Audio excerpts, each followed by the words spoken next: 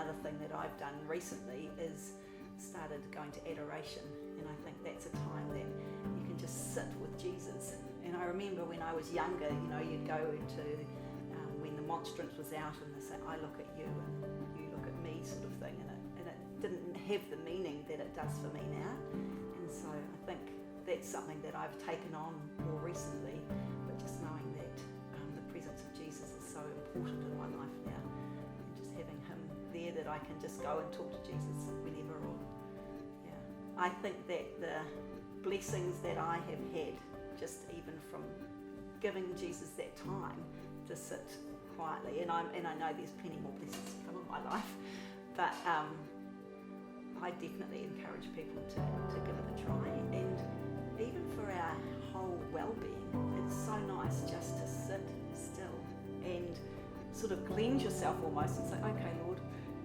here I am, and we all know we're sinners and we're not perfect, but you just can sit in God's presence and Jesus is present, and just know that he's with you.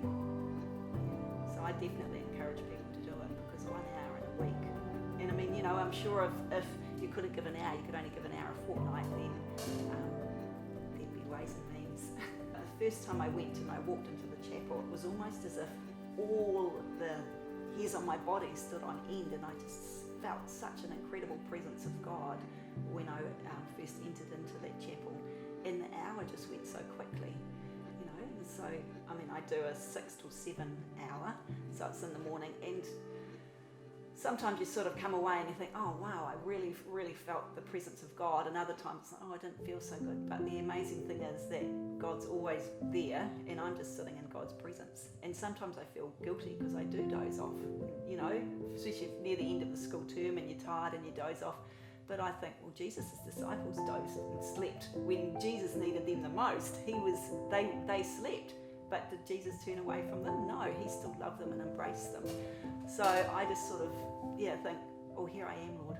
I'm just going to sit with you. And, sometimes I'll say the rosary, and I'll normally do the readings of the day, but other times it's just sitting quietly, sitting with Jesus. And I think in this crazy, busy world that we lead, that has